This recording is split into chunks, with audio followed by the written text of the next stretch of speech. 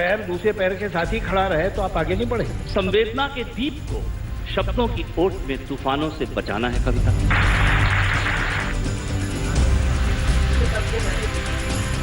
और जहाँ तक पिछड़ने का सवाल है, हिंदी भाषा नहीं पिछड़ी।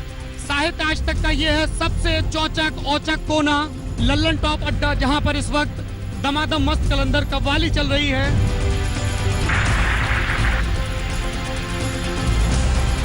कोई सरहद नहीं होती, ये गलियारा नहीं होता, अगर माँ बीच में होती तो बंटवारा नहीं होता। तो आज तक को मैं दिल से बहुत बहुत बहुत बधाई देना चाहूंगी। तो निश्चित रूप से आज तक आज समाचार नहीं है, आज तक एक विचार के रूप में बढ़ गया है।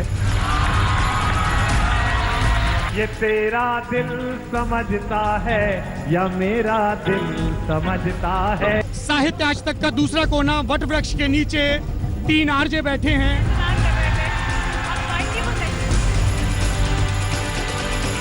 हम अपनी जान के दुश्मन को अपनी जान कहते हैं। मोहब्बत की इसी मिट्टी को हिंदुस्तान कहते हैं। मशहूर एक्टर अनुपम खेर अपना प्ले पेश करेंगे जिसका नाम है कुछ भी हो सकता है। नमस्कार, स्वागत है आपका आज तक पर। आपके साथ मैं हूं मीनाक्षी खंडवाल। 12-13 नवंबर को देश की राजधानी दिल्ली साक्षी बनी साहित्य के उत्सव की। आज तक की इस पहल ने साहित्य को आम लोगों के जीवन से जोड़ने का प्रयास किया, जिसे कामयाब बनाने का श्रेय जाता है हर उस आम और खास व्यक्ति को जिसने इस कार्यक्रम में हिस्सा लिया। लेकिन वो लोग जो नहीं आ पाए, उनके लिए इस पेशकश के साथ हम लाए हैं 2 दिन के इस महोत्सव का पूरा रंग, रोमांच और उत्साह। हमारे वर्ड कम हो कलम देश की बड़ी शक्ति है, भाव जगाने वाली, दिल की नहीं दिमागों में भी आग लगाने वाली। क्या समाज को जगाना है कविता, या कुछ बताना, कुछ छुपाना और बिन कुछ कहे सब कुछ कह जाना है कविता।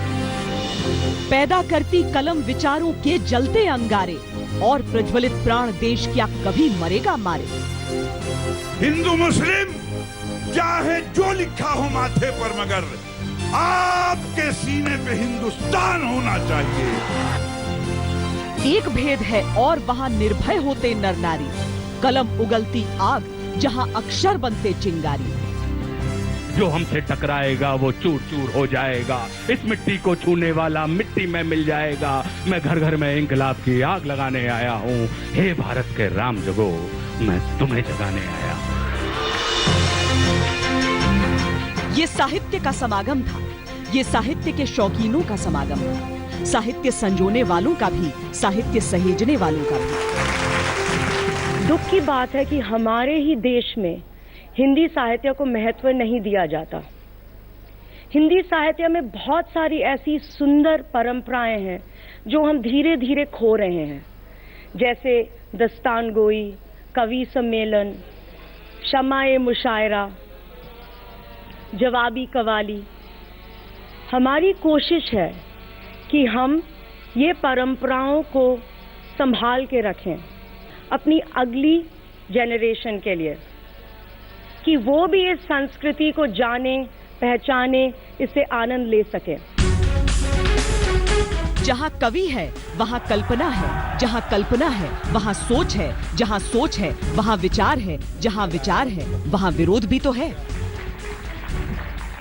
एक हंगामा मच गया, सब फ्रीडम ऑफ एक्सप्रेशन खत्म हो गया और सब तो कोई कुछ बोल नहीं सकता। क्या नहीं बोल सकता, मेरा जो जी चाहता बोलता हूँ, कहाँ खत्म होगा।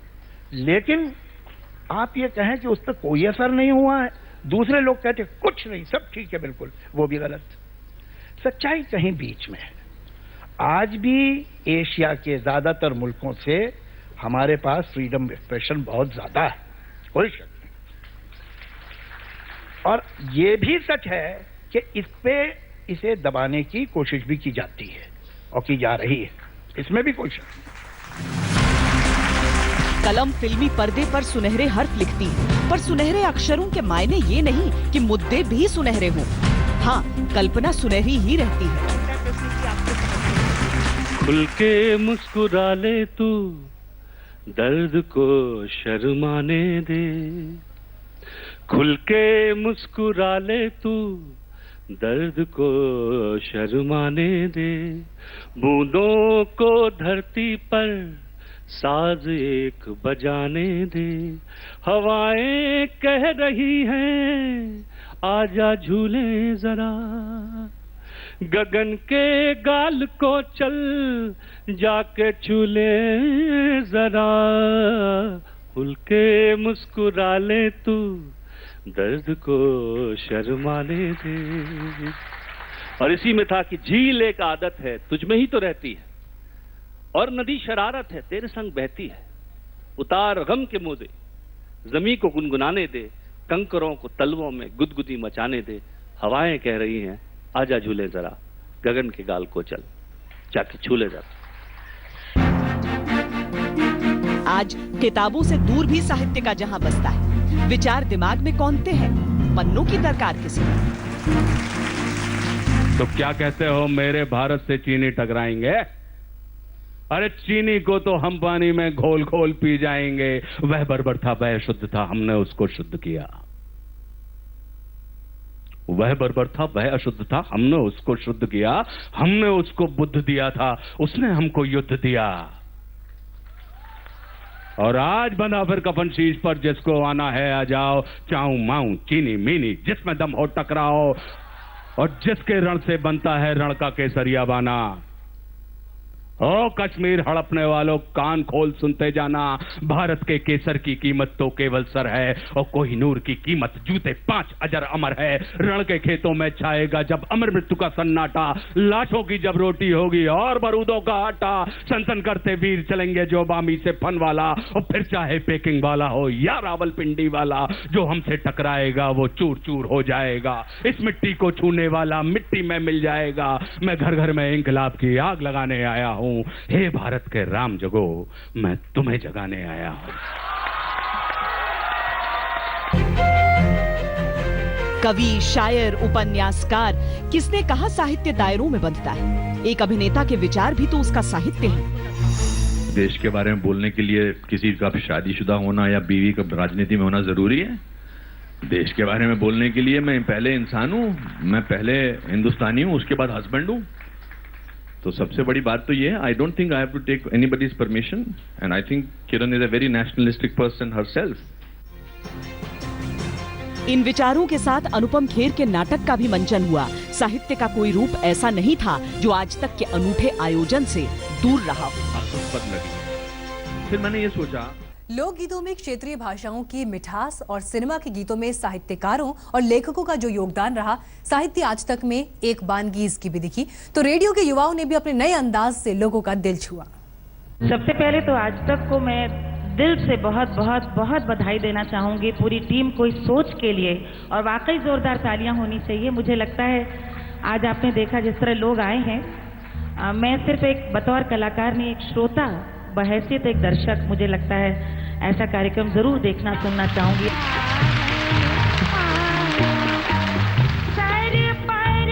साहित्य आज तक में यूपी से लेकर बिहार और पंजाब से लेकर राजस्थान तक के लोकगीतों की जब तान छिड़ी तो पूरी महफिल मानो मोहपाश में बंध गई। साहित्य, सिनेमा और संगीत का एक बिल्कुल अलग टीला साहित्य आज तक की हल्ला बोल चौपाल में जमा, जहां फिल्म तनु वेड्स मनु में रंगरेज जैसा गीत देने वाले गीतकार राजशेखर ने लोगों का दिल जीत लिया।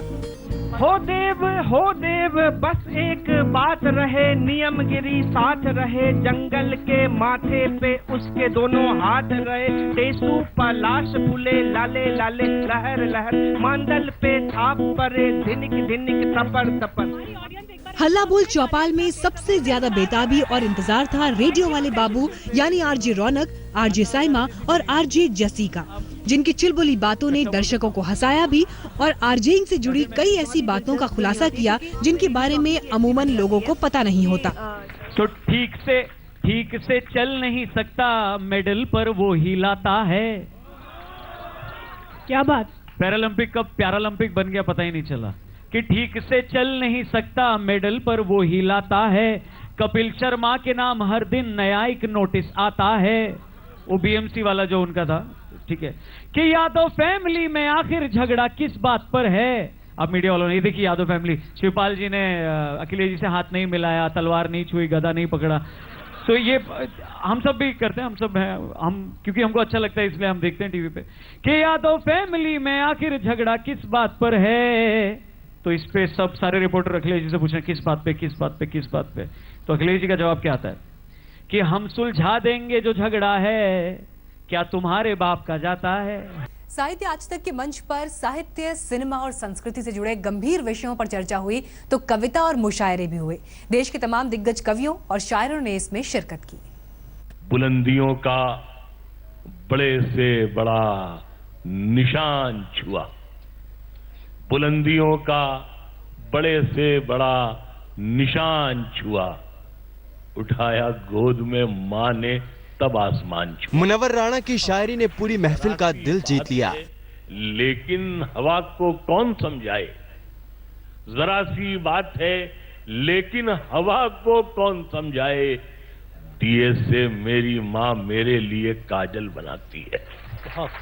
दिल मेरा सोजे नेहा से बेमुहाबा जल गया, दिल मेरा सोजे नेहा से बेमुहाबा जल गया, आतिशे खामोश के, बर्निंग एशेस, आतिशे खामोश के मानिंद गोया जल गया। साहित्य आज तक में ही आकर ज्यादातर लोगों ने जाना कि एक प्रोफेसर, एक प्रशासक के अलावा दिल्ली के उपराज्यपाल डॉक्टर नजीब जंग मिर्जा गालिब के इतने मुरीद हैं। प्यास से यारब एक आबला पा वादिये पुरखार में आवे। भाव ध्वनियां पहले आती हैं, शब्द अपना जादू तलाशने के लिए भावों के पास आते हैं। लेकिन आज हो रहा है कुछ विपरीत, कविता की बदल रही है रीत। अर्थ शब्द नहीं खोज रहे, शब्द लाइन लगाकर दूर दूर तक खड़े हैं और अर्थ खोपड़ी के एटीएम में बहुत कम संख्या में पड़े। आज तक के इस महामंच पर हिंदी और उर्दू दोनों भाषाओं में अपना कलाम रचने वाले दिग्गजों ने समा बांध दिया। फिर भी मेरे शब्द शब्द नहीं हैं, डूबते को सहारे के तिनके हैं, और मेरे भी कहां हैं वो शब्द, पता नहीं किन किन के हैं। कविता का मंच सजा तो श्रृंगार रस, वीर रस, करुण रस के साथ साथ हास्य रस की कविताओं का पूरा सिलसिला बन गया। अब बैठ के दे रहा हूं तुम्हें ये शब्द गिन गिन के, हो सको तो हो जाना थोड़ी देर इनके, मेरे शब्द शब्द नहीं हैं, डूबते को सहारे के तिनके। बेसबब इम्तिहान मत देना, तुम मोहब्बत में जान मत देना। शाम ढलने को हुई तो मुशायरे की शमा जल उठी। राज पहुंचे हमारे गैरों तक, मशवरा कर लिया था अपनों से। देश विदेश में अपने फन का डंका पीटने वाले मशहूर शायरों ने हर किसी को झूमने और तालियां बजाने पर मजबूर कर दिया। हम अपनी जान के दुश्मन को अपनी जान कहते हैं, मोहब्बत की इसी मिट्टी को हिंदुस्तान कहते हैं। क्या हिंदी साहित्य आम लोगों से दूर हो रहा है, और क्या हिंदी साहित्य का कोई बाजार नहीं है, और क्या हिंदी को अब अंग्रेजी की बैसाखी के सहारे की जरूरत है? ऐसे तमाम सवालों पर साहित्य आज तक में चर्चा हुई और अशोक वाजपेयी से लेकर मैत्रेयी पुष्पा और मृदुला गर्ग से लेकर चेतन भगत जैसे तमाम दिग्गजों ने इस पर अपनी राय रखी। सब धर्म कहीं न कहीं स्त्री विरोधी हैं। कहीं न कहीं हमारे बड़े बड़े कवियों ने, भक्त कवियों ने, जिन्होंने एक तरफ तो अध्यात्म को लोकतांत्रिक बनाया और कहा कि ईश्वर तो तेरे अंदर है, तू कहां मंदिर मस्जिद किताब में फंसा हुआ है। जिनकी कलम से कविता और कविता से संस्कृति को विस्तार मिलता है, उस कवि अशोक वाजपेयी ने आज तक के साहित्य मेले में बताया कि कविता उनके लिए अहम क्यों है। कई बार लोग पूछते हैं कि आप कविता जैसी वाहियात, बेशरम और लगभग अप्रासंगिक विधा में क्यों लिखते हैं? तो मैं कहता हूं कि मेरी मां अगर एक काव्य ग्रंथ की पूजा करती थी तो ये कहीं बात मेरे जहन में घुसी हुई है और मैं अब इससे मुक्त नहीं हो सकता। मृदुला गर्ग हमारे साथ मौजूद है। अपनी भाषा से भावुक लगाव हिंदी वालों के जहन में ये डर पैदा करता है कि कहीं हिंदी पिछड़ तो नहीं रही, तो इस डर को लेखिका मृदुला गर्ग ने दूर किया। मैं एक बात कहना चाहती हूँ, क्योंकि हम हिंदी की बात कर रहे हैं और अशोक जी ने कहा कि समाज बदलता है, भाषा बदलती है। भाषा निरंतर बदलती ही है, और जहाँ तक पिछड़ने का सवाल है, हिंदी भाषा नहीं पिछड़ी बिल्कुल भी। वो उसी तरह अब भी विकसित हो रही है, नए शब्द आ रहे हैं, पुराने शब्द तो कुछ दूर होंगे ही, कुछ नए शब्द आएंगे। हिंदी वाले पिछड़ गए हैं। कविता की बात चली तो सुप्रीम कोर्ट से संसद तक तीखी बहस करने वाले नेता कपिल सिब्बल ने अपनी वो कविता सुनाई जिसमें बेबसी की बगावत है। वो कहने लगा, हक मेरे दिला तू मुझको खुदा तू, नहीं तो बता तू करेगा फिर क्या तू। हक मेरे दिला तू मुझको खुदा तू, नहीं तो बता तू करेगा फिर क्या तू। बाशिंदों से तेरे उकता चुका हूं, बाशिंदों से तेरे उकता चुका हूं, दिला से तेरे अक्सर सुन चुका हूं। द्वार के आकर मैं कब से खड़ा हूं, इल्तिजा करते करते मैं थक गया हूं। हक मेरे दिला तू मुझको खुदा तू, नहीं तो बता तो करेगा फिर क्या तू। होता है ना सर, घर की मुर्गी दाल बराबर लगती है लोगों को। साहित्य में ईश्वर है तो इस पर सेक्स पास्ट में भी बंधे होने का आरोप लगता है। थोड़ा यहाँ पे है, लिखते तो सभी हैं, लेकिन सबसे ज्यादा बिकने वाले उपन्यासकार चेतन भगत ने अपनी लेखनी पर उठने वाले सवालों का यूं जवाब दिया। ऐसा नहीं है कि मेरी किताबों में सेक्स ही सेक्स भरा हुआ है, ऐसा नहीं है। 300 पेज की किताब में 1 पेज पे होगा, 1.5 पेज पे होगा बस, which is 0.5% of the book. And वो भी नहीं है कि बहुत ऐसे डिटेल्ड डिस्क्रिप्शन दिए हैं, but it is there because मेरा काम है, जो सोसाइटी में हो रहा है वो लोगों को उसका शीशा दिखाना काम है। ये बात तो जरूर है, यदि आप किसी खाली स्थान को नहीं भरेंगे तो आपकी पहचान नहीं बनेगी। समाज संस्कृति से चलता है और संस्कृति साहित्य से। तो क्या गांवों में बसने वाली आधी आबादी का भी इस संस्कृति और साहित्य से कोई वास्ता है? इस सवाल का उत्तर दिया मशहूर कहानीकार मैत्रेयी पुष्पा ने कि गांव की स्त्री को लेके यहाँ खालीपन था। शहरों पे बहुत लिखा गया, हमारी लेखिकाओं ने लिखा, लेखकों ने लिखा, और गांव की स्त्री को लेके लेखकों ने लिखा, लेकिन स्त्री की कलम से कम आया।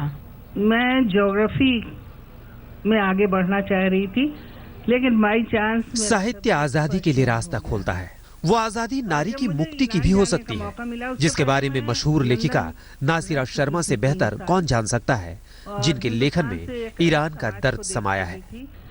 लेकिन जब ईरान गई मैं तो वहाँ रेवोल्यूशन की शुरुआत थी, और वहाँ पे मुझे जैसे किसी ने झिंझोड़ के जगाया कि शब्द, लेखन, आवाज और आजादी क्या होती है।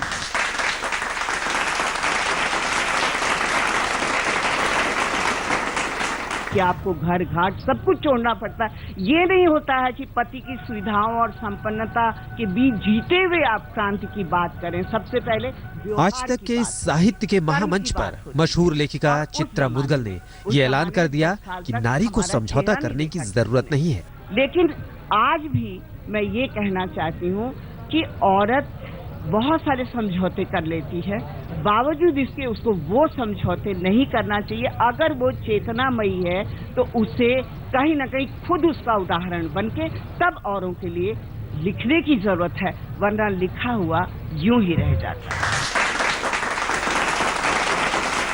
आपको ये लगता है कि बिना आर्थिक आजादी के सवाल है कि किसी स्त्री के मन और तन पर उसका ही अधिकार क्यों नहीं होना चाहिए? उसके अधिकारों के सवाल को उठाया नारी अधिकारों पर लिखने वाली लेखिका गीता श्री ने। आज तक ये विषय कभी पुरुषों के सामने आया कि मेरा मन मेरा तन? आखिर स्त्रियों से ये क्यों पूछा जा रहा है या कहा जा रहा है मेरा मन मेरा तन? क्यों? इसलिए कि ये हमारा मन तो हमारा था, लेकिन इस पे छाप पितृसत्ता की थी। हर स्त्री कुछ ना कुछ सपने जोड़ती है, कुछ ना कुछ ख्याल बुनती है, लेकिन तो लेखिका नीलिमा चौहान ने बताया कैसे जमाने के शोषण ने नारी के अंदर के अभिमान को खत्म कर दिया। सदियों के शोषण और सदियों के दबाव के चलते जो स्त्रियां हैं वो अपने मन को अभिव्यक्त नहीं कर पाती हैं। हम ये नहीं पढ़ेंगे, हम ये पढ़ेंगे, हमको ये अच्छा लगता है, होम साइंस नहीं पढ़ेंगे। आज की बदलती दुनिया और मेट्रो की जिंदगी में नारी अपने लिए नई जिंदगी ढूंढती है, लेकिन उसकी अड़चनों के बारे में बताया लेखिका अल्पना मिश्रा ने कि जब वो लिव इन में जो एक विकल्प की तरह दिखाई पड़ता है, सिर्फ उन्हीं के लिए ठीक है जो आर्थिक रूप से सक्षम है, क्योंकि जो आर्थिक रूप से सक्षम नहीं है जो लड़कियां, उनके लिए ये और भी ज्यादा मुश्किल पैदा करता है, इतनी असुरक्षा देता है, कब सारी चीजें बिखर जाएंगी। तो ऐसे में संरचनागत बदलाव तो बहुत जरूरी है। तो मुझे राम जैसे बनना चाहिए या कृष्ण जैसे बनना चाहिए? स्त्री पुरुष की बराबरी का सबसे बड़ा दर्शन भगवान शिव देते हैं, जिनमें आधा पुरुष है आधी औरत। क्या मैं रामायण की तरफ जाऊं? देवलोक को साहित्य में उतार लाने वाले मशहूर लेखकर देवदत्त पटनायक भी पहुंचे रामकृष्ण शिव की गाथा लेकर। So one of my friends gave me a very nice answer. He said, Devdutt, शादी के पहले मुझे कृष्ण चाहिए, शादी के बाद मुझे राम। लल्लन टॉप की धूम तो दूर तक है और इसमें शामिल हुए हिंदी के वो उभरते चेहरे जिन्होंने साहित्य में पसंदगी की नमक को स्वादानुसार डाला है। लेकिन तुम्हें 1000 रुपए इसलिए दे रहा हूँ ताकि तुम ये जान पाओ कि तुम लिख के कमा भी सकते हो, और कम से कम हिंदी लिख के कमा सकते हो। लोग ये बोलते हैं कि भाषा नए लोगों ने आकर बदल दी, तो मुझे उस पर आपत्ति है। मुझे लगता है भाषा इतनी सतत चीज है, ना एक आदमी उसे बना सकता है, ना एक आदमी उसे बिगाड़ सकता है। इससे कोई समस्या नहीं होनी चाहिए कि हम लिख रहे हैं इंग्लिश में या हिंदी में, हम लिख के स्लो में रहे हैं, आप पढ़ पा रहे हैं या नहीं, समझ पा रहे हैं नहीं, इम्पोर्टेंट ये है। तो मुझे लगता है हिंदी बदल रही है, लेकिन नहीं बदला तो हिंदी में लता के गानों को सुनने का प्रेम। जिस लता की आवाज करोड़ों दिलों पर राज करती है, उनके बारे में कई कहे अनकहे किस्सों को लता जी की आत्मकथा में पिरोने वाले कवि लेखक यतीन्द्र मिश्र भी साहित्य आज तक के मंच पर पहुंचे। मुझे लगता है कि वो एक बिल्कुल परफेक्शनिस्ट की तरह वो बात करती हैं, और अपने शुरू में मास्टर गुलाम हैदर से लेके जिन्होंने उनके कैरियर का आगाज किया और वो मशहूर हुई खेमचंद प्रकाश के साथ, बाद तक AR रहमान तक उन्होंने हर संगीतकार की विशिष्टता पे बात की है। साहित्य आज तक में हिंदी के साथ अंग्रेजी साहित्य में आते बदलाव पर भी बात हुई। लव, लस्ट और लाइफ वाले सेशन में अंग्रेजी की साहित्यकार अनुजा चौहान ने बदलाव पर रोशनी डाला। I am very comfortable singing like this, and I'm very comfortable writing in English. So I think it's important to be that, to be as natural as possible. Hindi Hindustan के लिए आजादी की लड़ाई की भाषा थी। आज वो अपने लिए बाजार में जगह टटोल रही है ताकि रोजगार की भाषा बनकर खुद को मजबूत बना सके।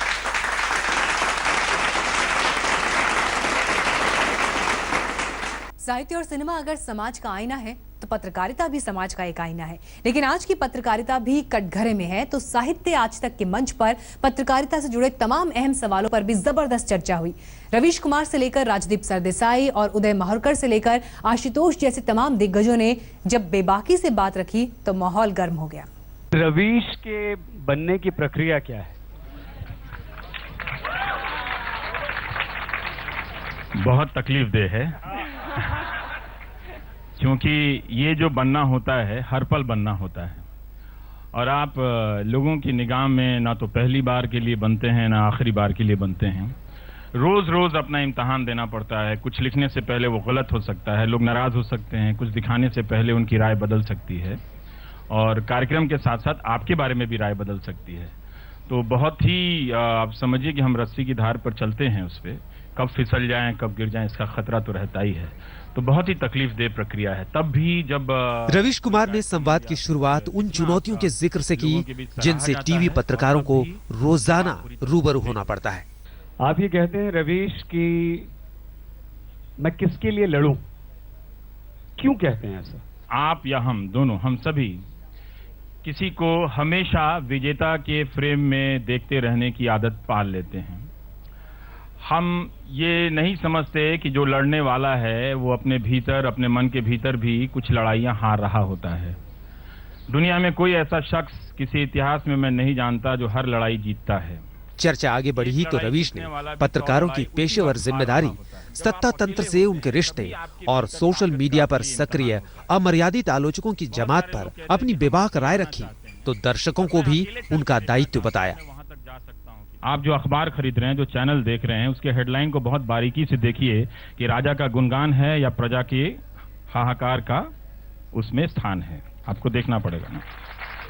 गुणगान ज्यादा है तो शक करना चाहिए, स्थान ज्यादा है तो भरोसा रखना चाहिए कि कुछ अच्छा होने वाला है। अरे युवा हैं, कोई मेरे जैसे। रवीश अपने अंदाज में बिंदास बोले, कुछ सवालों के जवाब संजीदगी से दिए तो कुछ पर तीखापन भी दिखाया। 100% ईमानदारी का पैसा है। मैं लाइन में नहीं गया नोट बदलने के लिए। हाँ, मैं लाइन में नहीं गया बदलने के लिए, लेकिन 25 हेलीकॉप्टर हवा में उड़ता है, वो सिर्फ चोरी के पैसे से ही उड़ सकता है। वो चोरी के पैसे से 25 हेलीकॉप्टर हवा में उड़ता है और हलाल के पैसे से, हराम के पैसे से उड़ता है। इसमें आपको शक है? देखिए, मुझे नहीं लगता कि किसी एक साहित्य आज तक के गर्मा गर्म सत्र में वरिष्ठ पत्रकार और लेखक राजदीप सरदेसाई ने पत्रकारों को पेशे की लक्ष्मण रेखा बताई। राजदीप की साफ साफ राय थी कि पत्रकारों को राजनेताओं का फैन नहीं बनना चाहिए। जो फैन का जो सिस्टम है, आप महेंद्र सिंह धोनी के फैन जरूर, मैं महेंद्र सिंह धोनी का फैन हूं, मैं विराट कोहली का फैन हूं, लेकिन मैं ये तीनों नेताओं का इस समय फैन नहीं हूं, क्योंकि जब तक मैं पत्रकार रहूंगा मैं सत्ता से संघर्ष करता रहूंगा, और जो लक्ष्मण रेखा आपने कही वही लक्ष्मण रेखा होनी चाहिए। 2002 का जो वाकया है, पत्रकार उदय माहुरकर ने दंगे जैसे संवेदनशील मुद्दों पर रिपोर्टिंग में संयम की जरूरत बताई। आप देखें तो ऐसा भयंकर प्रभाव था पूरे एक वन साइडेड रिपोर्टिंग का कि मैं चेष्टा नहीं कर पाया उसको इन्वेस्टिगेट करने की। 2010 में जब मैं गया उस डॉक्टर से मिला, उस डॉक्टर ने मुझे बताया कि 2002 के अंदर ही मैंने बता दिया था कि ऐसा कोई इंसिडेंट ही नहीं हुआ। तो पत्रकार से नेता बने आशुतोष ने राजनेताओं की निजी जिंदगी में ताकझांक पर मीडिया के दोहरेपन का जिक्र किया। बराबर की गलती हुई है। कभी कभी क्या होता है कि हम बहुत ज्यादा माइक्रो एनालिसिस में चले जाते हैं, जो बड़ी तस्वीर है, जो बिग पिक्चर है, उसको मिस कर जाते हैं। और मैं ये कहना चाहूंगा कि हिंदुस्तान में कम से कम 80 से 90% पत्रकारों ने वही गलती की जो आज यूनाइटेड स्टेट्स ऑफ अमेरिका में इस चुनाव के दौरान पूरे लिबरल जो मीडिया था उसने गलती की। किताब की मुगल शासक अकबर पर अपने नए उपन्यास को लेकर चर्चा में आए टीवी संपादक शाजिद जमा ने उम्दा साहित्य लेखन की प्रक्रिया पर रोशनी डाली। मैं बहुत साफ साफ कह दूं कि मैंने जब ये तय किया कि मैं बादशाह अकबर पे उपन्यास लिखूंगा 20 बरस पहले, तो मैंने तय किया कि अब मैं अकबर पे बना कोई सोप, कोई सीरियल, कोई सिनेमा नहीं देखूंगा, ताकि उस सीरियल की कोई छाया मेरे उपन्यास पर ना पड़े, और जो छवि मैं अकबर की बनाना चाहता हूं उस पर किसी का साया ना पड़े। ऐसे पॉइंट पे ले जाके छोड़ते थे। साहित्य आज तक का एक सत्र दास्तान गोई का भी रहा। आज तक के मंच पर किस्सा गोई की सदियों पुरानी इस शैली का दर्शकों ने दिल भर कर लुत्फ उठाया। पेश है दास्तान शहजादी चौबोली की। करूं पहले तौहीद यस्ता रकम, झुका जिसके सजदे में अव्वल कलम, सरे लौह पर रख बयाज़े जबी, कहा दूसरा कोई तुझसा नहीं, सबों का वही दीन और ईमान है, ये दिल है तमाम और वही जान है, किसी से बरावे न कुछ काम जा, जो वो मेहरबान हो तो कुल मेहरबान। आज तक ब्यूरो।